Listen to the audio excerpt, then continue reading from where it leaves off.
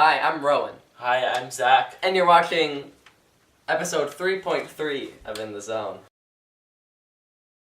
Today we're going to be discussing the Twilight Zone episode, The Shelter. We're going to be spoiling the entire episode, so if you don't want it spoiled for you, you should check it out before you watch this. So we start out, we're outside a house, and we hear like off-brand, narrowly avoiding lawsuit version of Happy Birthday. Yeah. It's like ba-ba-da-ba-ba-boo-boo, I thought the Happy Birthday was a nice touch because it was like, Yeah. here's like a weird, jolly song, and then like, yeah, it's like very whimsical too. I love how they put you into how they ease you into the horror of the situation. It was great juxtaposition. It's lovely, and also it sets up the idea of people having fun at a party and how they're like putting on their masks of like, I'm pleasant and fun, but then when their lives are on the line, their masks just go away. I love this scene because it feels so real. Rarely in the Twilight Zone are you watching something and you're like, oh, this feels really real, but this feels like I'm watching like a camera hidden in the corner at a 1960s birthday party. The reason this is because they have overlapping dialogue, and it's they like never ever do that in the Twilight Zone.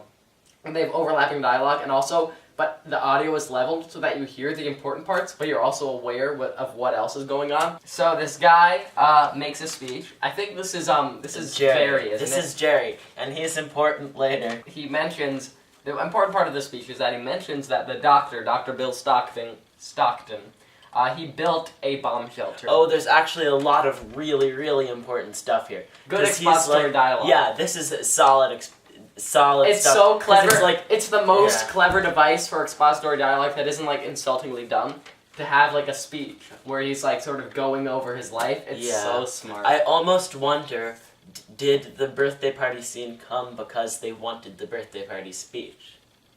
Yeah, of course. Yeah. And they need a reason but it's just for all these neighbors to be set up beforehand so that they're paid off later. I do think the bringing in of the shelter was slightly forced, but I don't have a problem with it. Yeah, maybe slightly forced. It's the only part of the scene that didn't feel natural. The guy, like right away, even when you're just watching and listening to the speech, you can tell the guy who plays the doctor is so good. This kid interrupts the party, Polly, Bill's son and Grace's son. Bill's wife is Grace.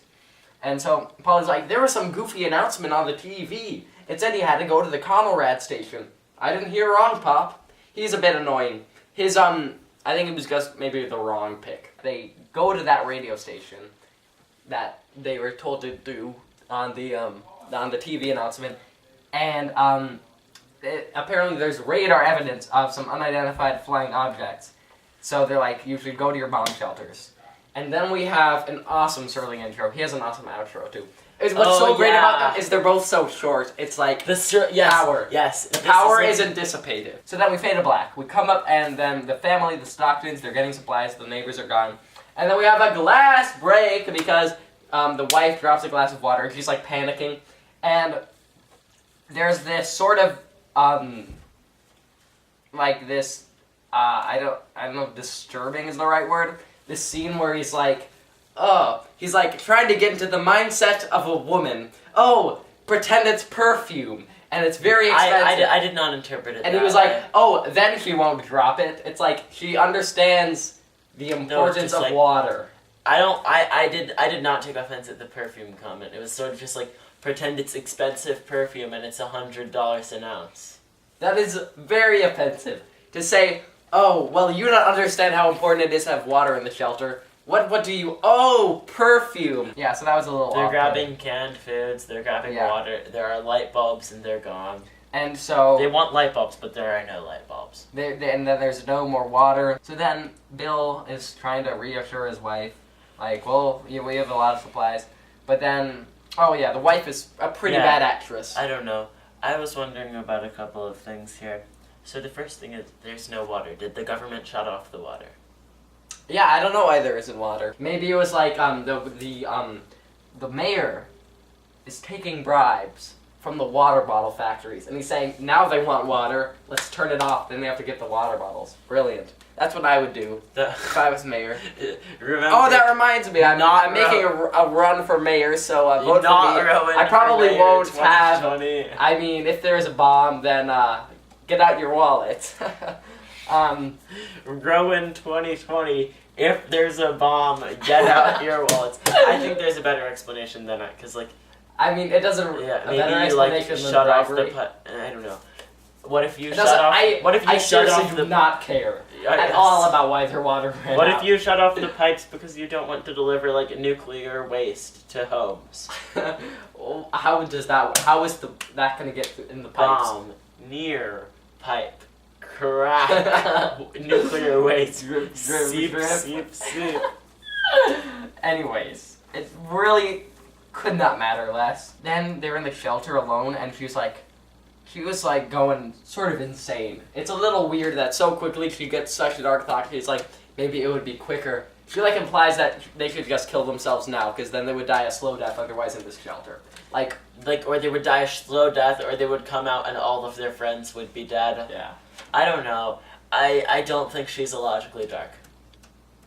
illogically. Well, I mean, There's I a think, nuclear bomb coming from for your town, and you're but first of all, they don't know about that it's to coming for your die. town because it was a general message for the U.S. But don't know it's a they are bomb. right next to New York City.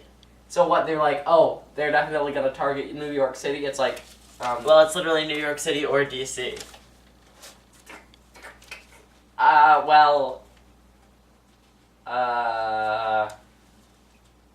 I don't know. Maybe they want to spice things up. I don't know. I guess that's Spice sort of things makes up. We're going for Omaha. They didn't see it coming. Oh, Comrade Putin, how should we do this? Oh, this will confuse them. Omaha. All right. So That was maybe too much. Edit that out. no, I'm not. Zach is also running for mayor. Yes, Zach. 2020. What's my slogan? Hashtag. If there's a bomb, you will not need No, to no, buy no, no. bottled Your slogan is "Go for Omaha."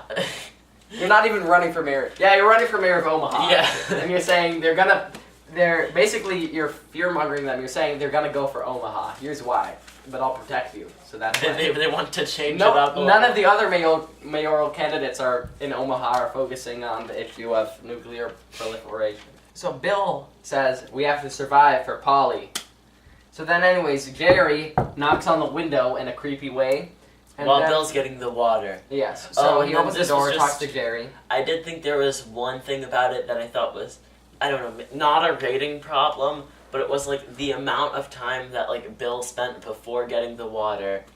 I knew something plot relevant was going to happen while he was getting the water. That's like the smallest problem. So Jerry is here and he's like, hey, let me in the shelter. Bill says, go to the basement. Oh, right, you don't have a basement. No, first he's like, go to the shelter. I mean, your basement. And then the guy's I don't even have a basement. It was go to the cellar. It was definitely cellar. No, he said, go to your shelter basement. Really? Yeah, and then the guy was like, I don't have a cellar. You know, because Three he words. wouldn't have said, go to your cellar, I mean basement, because they mean the same thing. You would want to know that. But yes, go to your I know shelter. that cellar I mean, and basement mean the same thing. all right, Just weird old tiny people say cellar. yeah. And they say stuff like supper. I get so uncomfortable when Yeah, someone says so, supper. I don't know, this is when the episode starts to, like, get good. Because Well, it's already good. I know, but I am morally conflicted over what Bill should do. Yes, it's a great Like, dilemma. I actually don't remember the last time that I've been morally conflicted over, About a like, Twilight Zone character. no, not even just, like, Twilight Zone, like, just, like, a Fiction. movie where you're like, I don't know what choice the character should make. Yeah, Where it is a choice that matters. Like, I don't know. right, because this is a big thing. It always... It's a very interesting choice. It always seems like movie formats are like character struggles to make obviously correct choice. Right. Like, I don't know, honestly, like just logically, the children go in the shelter and one responsible adult. Right. Like, most Yeah. value for society, or most That would- years yeah, that would to make remain living. But then Like- one adult, and then there'd be a big fight over that. Yeah. But, like, yeah. It doesn't make sense. It's Just crazy. There is no good decision, and I think that's one of the points that this episode is trying to get across. And what's so crazy about this is either it is a nuclear bomb that is like about to hit really near you, or it's like nothing. So it's inversely like a really big deal and a really small deal, so he doesn't know, like, it's just, it's just a crazy, it just adds another layer of craziness on top of the decisions that he has to make. Yeah, I don't know. It was just, like, because Jerry comes and Jerry's like, let me into the shelter, please. And then Bill says, you should have built your own shelter. You were negligent, and now you'll pay. And it's just like... It's like harsh because what's harsh about that is, well, first of all, one, it makes sense because, you make it, you use it. But also it's harsh because how is he going to learn from this if he goes out and dies? It's not like, you learned your lesson, next time you better, well, next time, there's not going to be a next time, because you'll have died. Like, this is good. This is good It's stuff. a good episode. It's so challenging and complex. What does Bill do? Don't put me in that position. Well, I'm putting you in it anyways. What does Bill do? What does I do? Yeah, what does I don't know, Rowan. Mayor Rowan of Omaha. No, not Mayor Rowan of Omaha. Not yet. What do you do if you're the person who owns What if we both ran for Mayor of Omaha as a publicity stunt for In the Zone? And Calvin also runs. I give Omaha a 10. So, alright, anyway. So what do you do if you own the bomb shelter and all the people from the block? Don't come in. Do not yeah. come into my Do you box. slam the door in their face? Like, in what sense? Like, here's the thought. What do you do when they come with the child? When they come with the child. Yes. Yeah, maybe it would be smart for the adults to go in someone's basement, and then the children to go. And then what do you do when they come with a battering ram? Do you barricade the door? Or Well, I may have neutralized the situation by then. Just with the battering ram.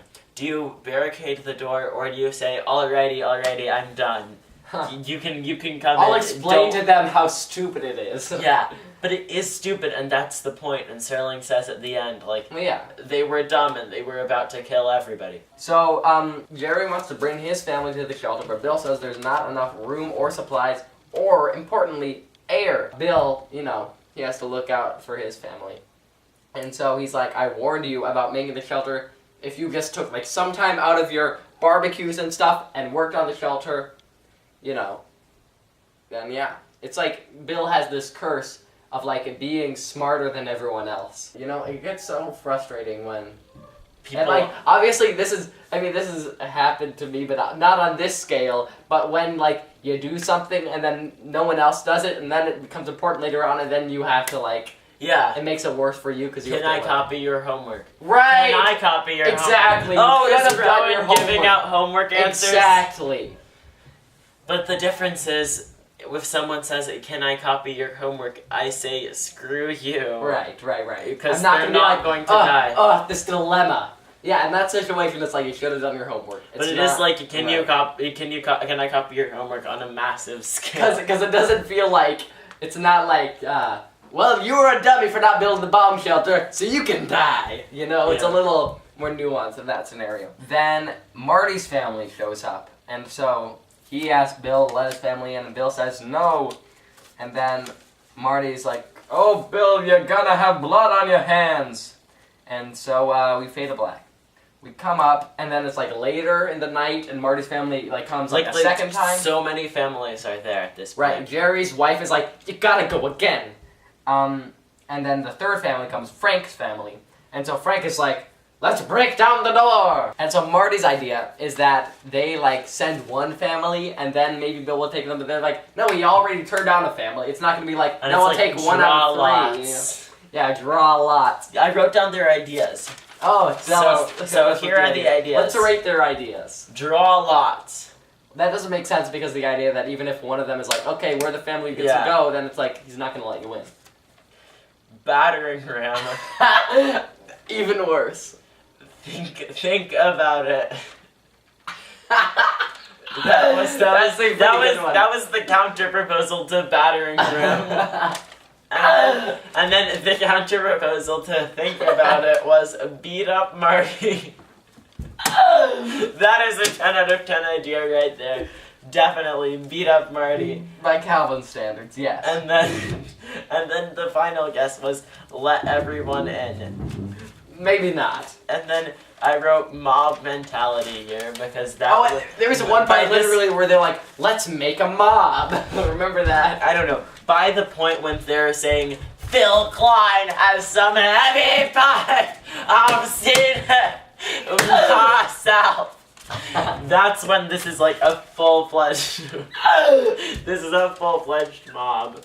So then they start to argue because they're like, well, then what one family would it be? And then they start arguing. And then somebody's like, Marty, is it gonna be your family, you little semi-American? I love this concept about how, you know, how when their lives are on the line, their masks of politeness come off, and they take off their skin, and then you see their organs. You see what they're really made of. Well, and I Sermon love said the that idea. this is like they're decivvilized. Right, and I love the idea of Frank being like this secret racist, like secret xenophobe, and like no one knew about it, but now it's coming out, you know? It's sort of like he's a xenophobe, right? Right. And he's hidden it, but now it's like this person who I hold contempt Yeah. for, it might survive while my family dies. Right. So then another random guy shows up with like a Hawaiian shirt. This guy's sort of weird. He just sort of comes out of nowhere. I don't think he was at the party. And then Frank wants to get Bill to open the door. They go down, and Bill's like, "You are wasting your time." Frank's response to that is, "Well, let's go get a length of pipe." I think Phil Klein has a length of pipe. Let's go take it and then break down the door. This might be something that they did intentionally because it was obviously so illogical that they wanted to prove how dumb the mob was. But their idea is they're gonna break down the door, and then, oh, perfect, now we get into the bomb shelter. Yeah. Oh, one problem, the door is open, so now it's completely ineffective. I thought a little bit about it, and I was like, wait, that's so dumb, and then I realized it's supposed to be that way. It's supposed to be dumb. Absolutely. Yeah. If this would have been really dark. I'm glad they didn't go down to that, but it would have been possible for the episode to end where they break open the door, and then they all get in, and then the bomb hits, and then all the nuclear waste comes in, and then they're like, "Oh, I have a great idea. We should tell people about the shelter, so then we have a mob, so he has to let us in." Oh, so smart. So then someone's wife, I forget whose wife, is like, "Well, that's probably a bad idea." And then Jerry is like, "What? We gotta be nice to the people on the other street," which is like, that doesn't really make sense in this but scenario. this kind of actually, but it's sort of this great kind of it makes a shows his lot of mindset. sense. How he wants to be helpful, but he it's just also does like, he just does such dumb things. This episode really gives you something to think about, whereas an episode like 2, where it's like people should be nice to each other, that gives you it's like you see it and then you're done. Here, it's like, there's so many facets to it. I thought this was the most thought-provoking episode of the Twilight Zone. Or one of the most. Can you remember an episode that was more thought-provoking? I don't have time. So then, I forget why, but Frank punches Marty. And then it's like a brutal scene. Yeah. It felt like I got punched. Here's just the way it's shot, and then Marty's face on the stair. What an amazing shot. Yeah. Here's a thought-provoking episode. I shot an arrow. That was like at least another one where someone made decisions. Sorry, I didn't say anything because I was confused by your southern accent. They leave to go get the pipe. So then they come, and then there's a glass break because they just knock over stuff on the table. Yeah, so I wonder, do we count the things that get knocked over on the tables for the glass breaks? Do we count each table? Do we count each table as a glass break? I'm going to say stuff on tables. Yes, but just anybody have a strong opinion? Let's start a comment No one has a section strong opinion about how to classify the glass break. So then they break down the door, and then they hear a message from Conrad, and it says the President of the United States has confirmed that the unidentified flying objects were satellites. So satellites, so like a spaceship or like a moon type thing. They would know enough not to call a huge bomb threat for some asteroids. So then people hug, and then Frank apologizes to Marty, and like all the masks just go back on. So then... And then like Jerry's like, I'm sure Marty is going to forgive you. Yeah. Yeah. So then Bill comes out and he's like, oh. And then they're like, we're gonna pay for the damages, don't worry, damages will pay for them. That is like, masks are back on. Right. And like, then it's not like something that happened out of their control that they're going to pay for because they're generous. Yeah. It's like we have to cover ourselves. We have to seem nice again. We just went to somebody else's basement to get something to beat down your door so, like, your family could not live while we died. Right. Also, I love that this episode isn't afraid to, like, go dark, you know? Yeah. It's pretty dark, and it would be lame if, like, the tensions didn't go as high as they did, or people didn't say the things they did, you know, about, like, people dying and stuff, you know. Yeah, and then Bill has a great end monologue, right? Because, like, Yes. everybody's like, let's just return to normal. And And Bill's like, was that actually what we are normally? yeah, he's like, that's what we Like, are like when we're normal. When It's- death is on the line. Oh, it's so good. He's like, I wonder if anyone knows what those damages that we're going to pay for, what those damages are. And one of the damages is that we see what we were actually like. And so Rod's outro says that people have to remain civilized for civilization to survive. I want to do character comparison to Monsters of Maple Street. Okay, yeah, you want to give everyone their counterpart? Yes. I would say the most reasonable person is Marty, but he's not in. He's sort of like I feel like it's more of a Jerry type. Marty is a Don type guy because like because when things aren't going right for them and like they lose their first suspect, everybody goes straight to Marty and gangs up on Marty for not a lot of reasons. Also, Charlie, the psycho murderer guy, is the Frank, yeah. It's pretty much those are the three. Was there an it's pretty annoying much child? Don, yes, of course. Was Polly. Tommy Paul? I Yeah, was not Paul. annoyed by Paul. I nearly was as much annoyed as by Tommy. him. Not as much as Tommy, obviously. Tommy is a god at being annoying. Right. Polly is Tommy, obviously. Marty is Don. Yeah, that's good. And then Frank is they're Charlie. also- Steve is Jerry. Those are pretty much the only really distinct and then characters. they do those have four. the effect of everybody going crazy over an event that won't happen.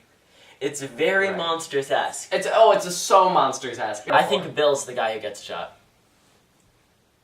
Why? How is Bill the guy who gets shot? Because he's the one who ends up the worst off. First of all, let's talk about the problems. I think there was some disconnect between the director or the actors and the writer. Because I don't think when the writer, some scenes early in the first half, I get the second half, they should be like yelling and dramatic, but the first half, they get like pretty yelly pretty quick. I feel like that was not necessarily the writer's intention.